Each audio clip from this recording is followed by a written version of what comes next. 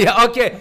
Welcome back, brother, to Again. our dynamic duo. Ito yung replacement natin sa Quadcom. Para Pero lang, sino si Batman dito? ako, syempre. But I can take Superman once in a while.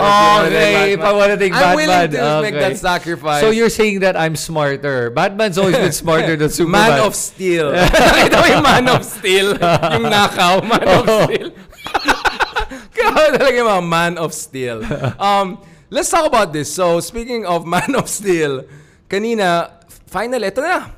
Mark Oleta, moment again. Yeah. Moment to shine. And just before the hearing, ang daming drama, inaway niya si Lacson. Yeah. You wanna talk about that? Yung away niya si Kiko, si Lacson. He's very turfing, no? Parang gusto niya siya lang yung star. Gusto niya talaga siya lang ang bida because nga, Mark Oleta, he wants to appear as the smartest man in the room. Yun yung gusto. I mean, really, he does.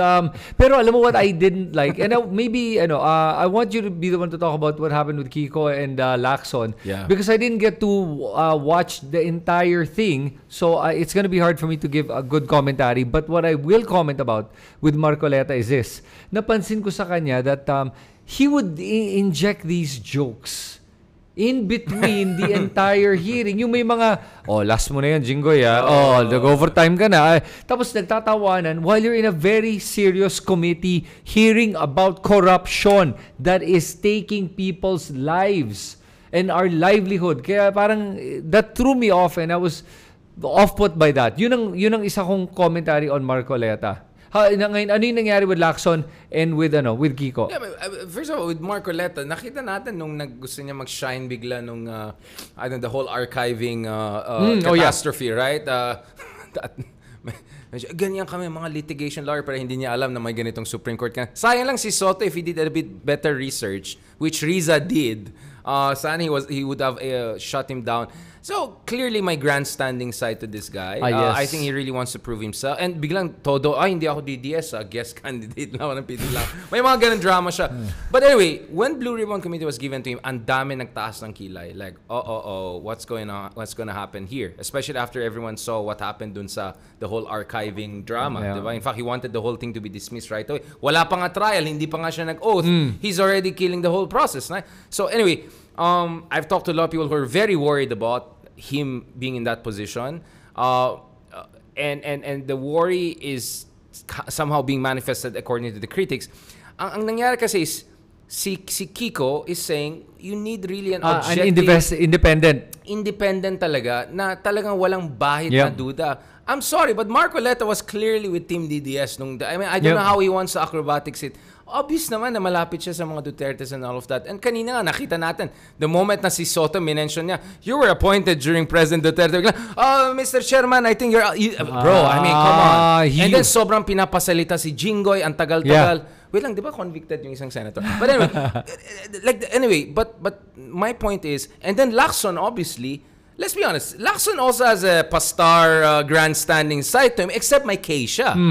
No offense, but Lacson has case. I don't agree with the guy a lot of times. Minsan skeptical ako sa kanya, but the guy has been doing this consistently throughout the decades. Bata pa lang ako, nakikita ko yung mga expose niya nung Arroyo administration.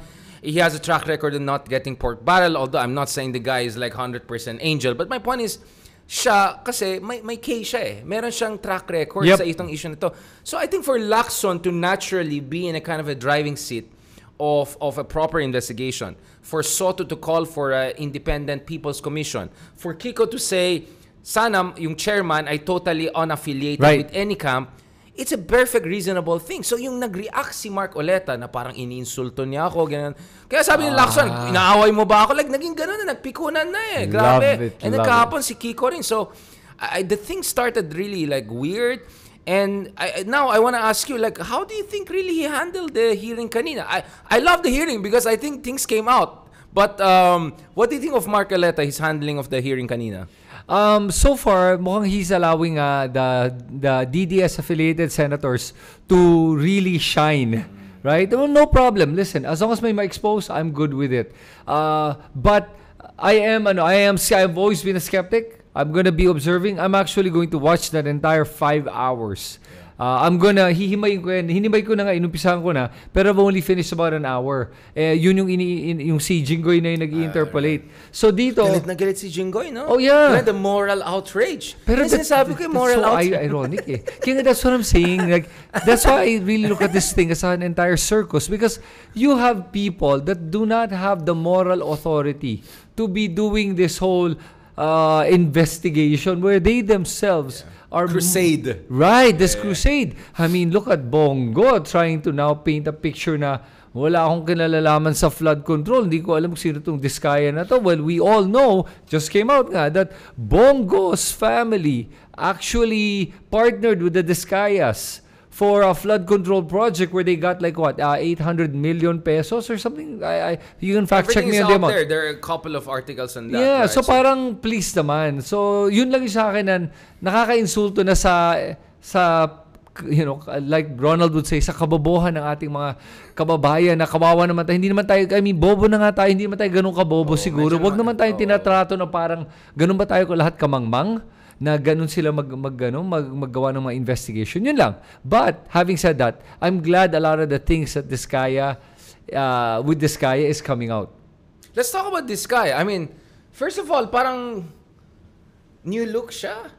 Like red hair, white outfit, and then trying to paint basically a very innocent, prim and proper, harmless picture. English lady.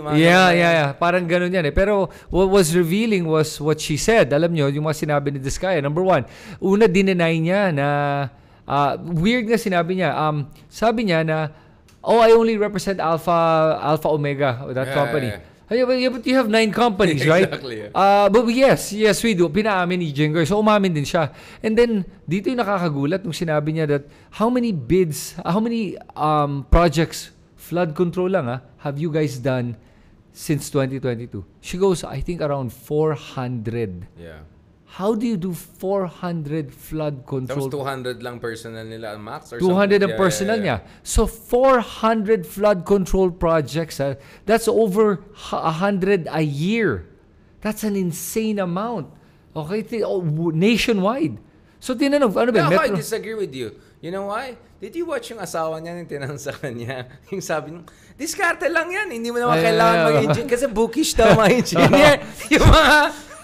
foreman lang daw, pwede nang gawin yan. Hindi na kailangan ituloy yung project. Baka kung gano'n, kayang-kaya yan. 100 project a year. Oh, absolutely. And I bet you most of them are really ghost projects. So sinamon siya ni Jinggoy and said, sige nga, mapapakita mo ba na kompleto? May pictures daw. Anong klase picture papakita mo? Isang kali o sa ilalim niyan, dyan yung flood control. How do I really determine kung meron yan? Unless we inspect it, di ba? So there are a lot of different ways it can be inspected because if ang ginagawa nila kasi ngayon, say 3 years walang ginawang trabaho.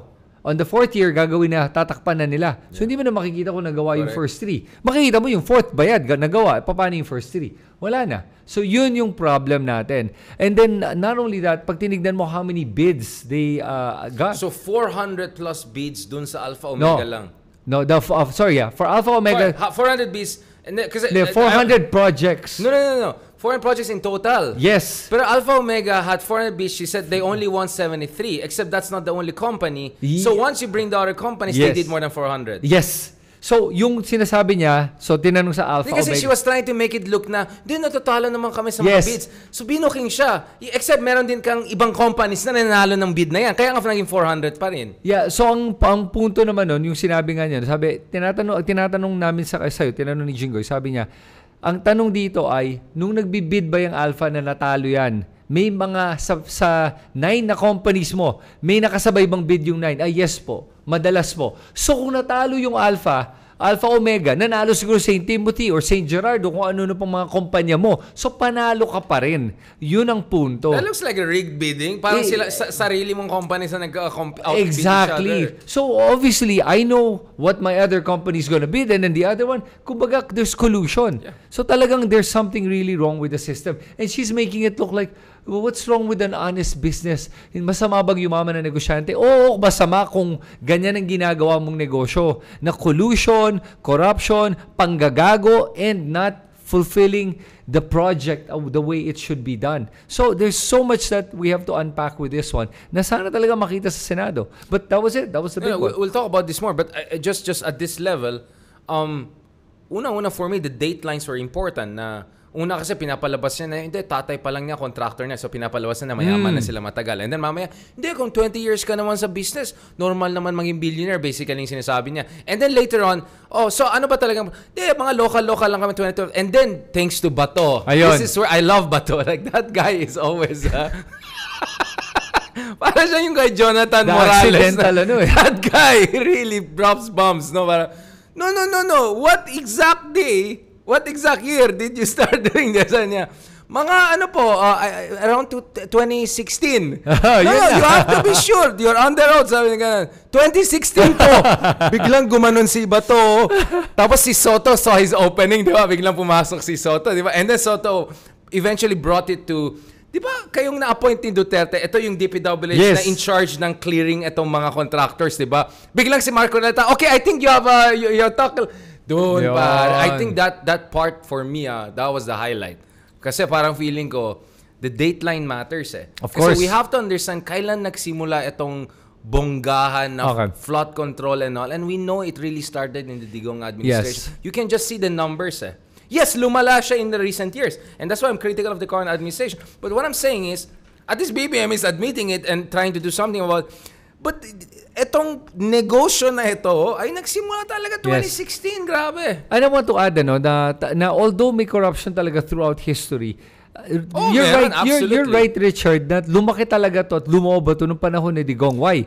Kasi remember, before Digong became president, our national budget was only at under 3 trillion pesos. Okay? Although it had tripled, in fairness, he started at around 1 trillion. Yeah. Ganon kaganda yung economy natin and expansion. Right. Yeah. Tapos, so obviously, the budget for the DPWH was a lot, way smaller. Then Digong takes over, and then from under 3 trillion... And many savings. Ang daming savings ni Pinoy. Right. It started to balloon. And by the time he ended his term, our national budget was at over 5.8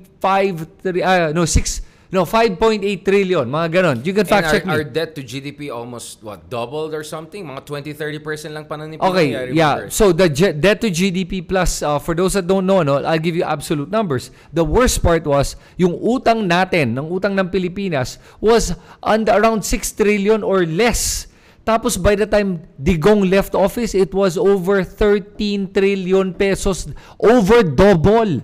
So, tumaas yung budget, tumaas yung corruption. And sa mga nagsasabi na, pero build. Build is the perfect mechanism, perfect vehicle for massive corruption. Okay? Because it's the easiest to cover. It does not actually create lasting change. Unless... May ibang build. Alam ko it creates lasting change. Oh, in people's lives. Build. Sure, yeah. No. Build. Yeah. Pero masasabi ko. Yung ginastos nila, yes, there are some that are good. Like the flyovers, skyways, ganun, great. Well, I'm not sure about the Rockwell one. Yung maging ganyan, tapos maging ganyan. Tapos nagnanaro. Pero what they could have done, and this is where I would really hope that makinig ang gobyerno ngayon, is if you had spent all that money that they that they corrupted on flood control and actually put it on a national railway, because all that money could have built an entire national railway, high-speed national railway system. That is good money spent. Kahit na sabi mo may nangurakot doon, pero pag meron yun, productivity goes up, GDP goes up, everything goes up. And at the same time, ang pinaka nakalimutan, because they can spend so much money on DPWH, is social services, healthcare, education. Yun na nakalimutan. And add to that, for those that don't know, na yung ginagastos para pag-build ng schools, that's from the budget of DepEd. Pero ang may hawak ng budget is DPWH. They're the ones that have the authority to spend it. So, yun yung problema. Kaya, ang dami talagang naging problema to. That's why I admire Marcos for calling it out, because alam niya, people are gonna think what they're gonna think. But at the same time... It's a very risky move. But I remember, I was at the Batasan when the SONA was there. And nakita ko yung ganyan yung palakpak ng mga politicians. Yung tip of the finger. They were very excited to be fiscalized. Like, no, but going back to this, bro. The thing kasi is, they will always come up with excuses. Hindi, kasi pandemic nangyari, kaya nag-utang tayo. But my point is, just look from 2016 to 2019, so much was going wrong. Yep. And then, okay, pandemic, yes, no. But let's talk about Farmali. Right? Yeah, Farmali was really the tip of the iceberg that something really was wrong. Yep. Something mambo-jumbo was happening. Kaya nga sabi ko, walang credibility magpa-good governance yung iba dyan if they're not gonna even mention Farmali. Yep. Lacson knows it because Lacson and Dig Gordon were the guys who were over it. And remember, Digong bullied them? Yep. Sabi niya kay Dig Gordon, laki ng chan mo. He was bullying the senators who dared to go after that Farmali issue. Exactly. If you're really the president walang of the excuse country, yung pandemic. That's corruption, bro. That's something wrong is going on. Why would he defend Farmali instead of defend our country? Defend the budget. Kaya talaga nakikita mo, come on, Digong is so transparent in how he acts. I am surprised na bubudol pa kayo. That's why he gets away with it. Kasi parang gagawin mo yung sarili mo. It sometimes works in a reverse psychology way. You know, unfortunately, parang pag sinabi kong corrupt ako, matutuwa kayo sa akin. Tapos sabi niya, joke lang. Tapos, he does that. Yeah. May ganun siya. He plays this psychological games. But wag naman tayo magmangmang. Di ba? Dude, just look at the numbers. Kahit anong sabihin mong maling ginawa ng mga admin ngayon. By the way, 2 out of 3 was unit team. So, may imprimatur si Sara. But that doesn't mean we shouldn't also look at the other ones. Ako sabi ko, go all the way to Aquino administration. Kaya nga the other day, meron kaming show na Safe House sa One News, di ba? Mga host kasama. Hinahanap ka ng tao sa hindi, ito kasi mga host eh. But yung mga audience, ba't wala sila Kristan? Sabi ko, hindi, iba to One News. But anyway, I put Ronald on the spot. Sabi ko, isa sa dahilan na nanalo si Digong was not only yung drug and all, it's because yung traffic, infrastructure, bottlenecks. We remember at 2015, kay horror, right? Hindi lang yung tanimbala. So when people kind of put Secretary Singson on a pedestal, ako naman ang concern ko is, malinis siya, maayos siya. I know that. I know from people who deal with contractors back in the days. Pero marami ng mga kulang na projects eh. And Ronald's excuse basically was na hindi namin na-communicate na mabuti. And I said, but you were the political affairs secretary. You should have helped with communication. Sabi ni Ronald, hindi naman ako i-charge. But anyways, my point is, hindi perfect yung Aquino administration. There was a lot of delays. They tried to do the disbursement acceleration program to make it faster, but that was unconstitutional. Check out my interview with Justice Carpio. Ang point ko is, medyo nahirapan talaga yung Aquino admin to get things going at the pace needed. Kasi times 3 yung cars eh. Kasi in fairness naman, yung mayaman ng tao, tama naman yung sinabi ni Mario Rojas, may traffic dahil umasenso. Except, ang mali yung labas eh. Yes. Kasi you have to also build the infrastructure. But ang point ko is, for all the shortcomings of the Aquino administration, it was more of a crime of caution. Kasi ayaw nila nagkaroon ng corruption. Kaya sobrang Maingat sila. Malinis sila. Which is slow down. And then yung Duterte time, pare. Kaya marami nag-benefit Hindi lang mga ito. Marami nag-benefit. Kaya I understand. For instance, if you go to Mindanao, there's no Mindanao Railway project ganun na gusto nila ng yung China project. Pero actually marami mga small and medium scale projects. Hindi ko alam kung involve yung mga contractors, mga kaibigan. But my point is, just because there was but it's not like Duterte's money. That was a savings of Pinoy from our taxpayers' money. So we need to fiscalize that. Ano bang ginawa ni Digong? I'm glad that there were some small projects here and there and all of that because nag-double naman yung infrastructure spending as a share of GDP under Jokno. Mahabang usapan yan. Ang point ko lang dito is, huwag tayo magbulag-bulagan. 6 years si Digong. Sa 3 years ni BBM, 2 years unit team. That's 8 years, my friend. Yes. So if you don't talk about Duterte, but you talk about flood control and corruption all the time, may mali talaga sa'yo, pare. You're a hypocrite. Your moral compass is off. Absolutely, you're a hypocrite. Or worse. You're worse. You're weaponizing this to attack BBM and bring him down so that your own people will be in power. Yeah.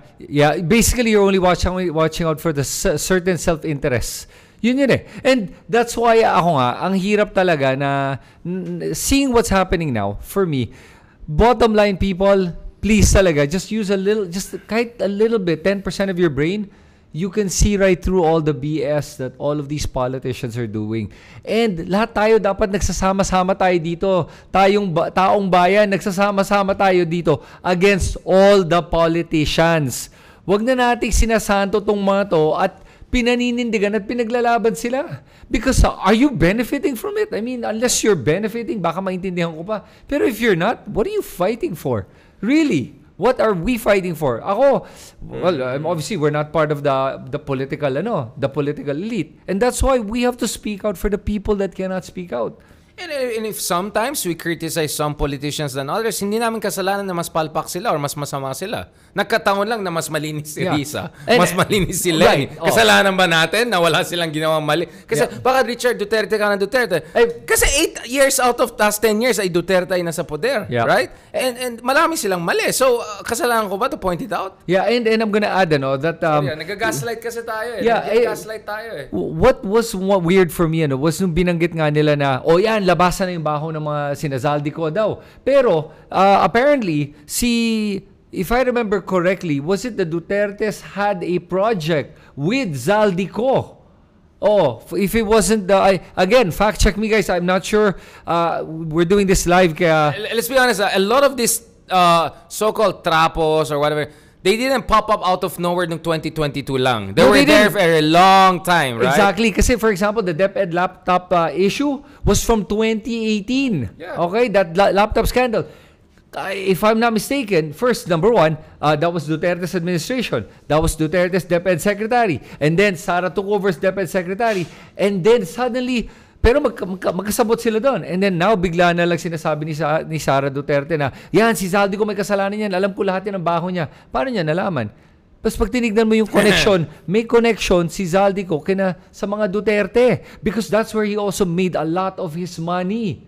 A lot. Tignan mo yung flood control projects ni Zaldi. The Congress used to be allies of Sara Duterte. Yes. Even when they're attacking Martin Romualdez. Martin Romualdez was the de facto chief of staff of Sara during elections. They were all together in this. So there's no way that you can attack the other side without reflecting on yourself. Yes, kaya nga parang... Unless kulto ka at you want to deny facts. Na naniniwala ka na, tapos ito yung mabait? Come on. Come on, exactly. Come on, really. Like, ang hirap makipag-usap sa inyo kung ganun kayo mag-isip. Kasi ako, again, I'm willing to accept.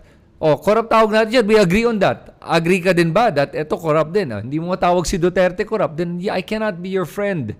My friend, kung ganyan. Hindi kaya talaga. Yun nga. Kaya ako, to end on this episode, kasi uminit ng ulo natin. I rather talk about the Nepo kids para, speaking of build, no? I want to talk about build. Yeah, that's a good one. Sige. OG. No, I mean, going back to this, bro. Yun yung nakakalungkot sa akin. Kaya when that whole...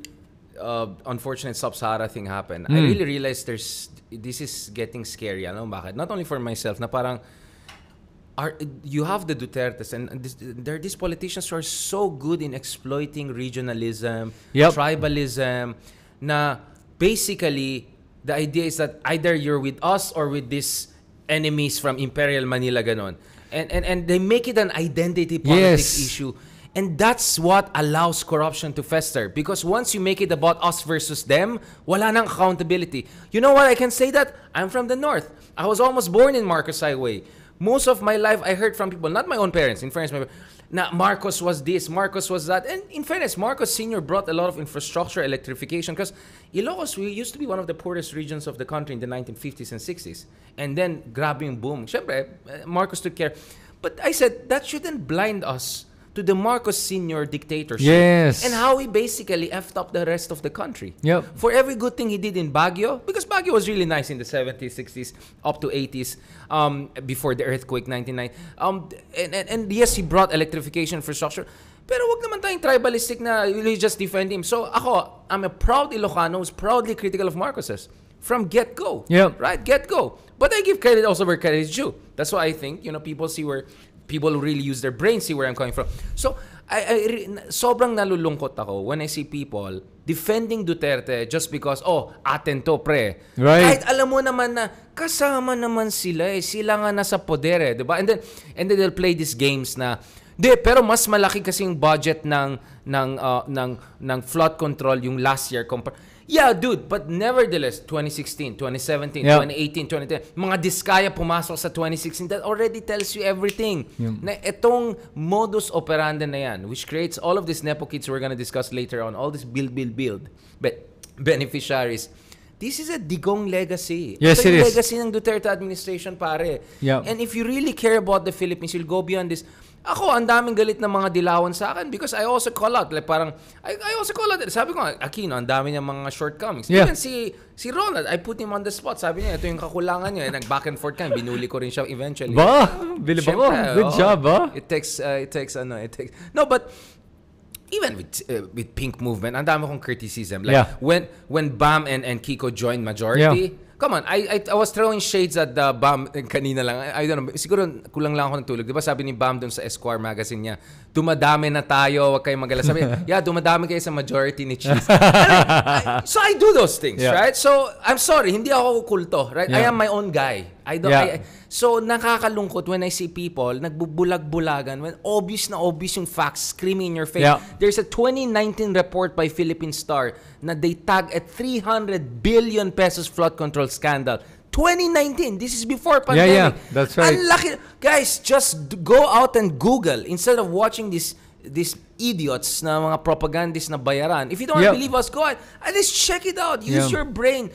DPWH, you go to their website. By the 5th SONA of Digong, he finished more than 11,000 flood control projects. Proud na proud pa siya. By the end of his term, more than 12,000 naubos. And then you tell me, forget natin yung 12,000 flood control projects? By the way, and I'm sure that Diskaya had a lot of contribution to those most amazing flood control projects in the world. So, I just hope people understand, we can fight our little fights about sino mas magaling, sino mas pogi, sino ganyan.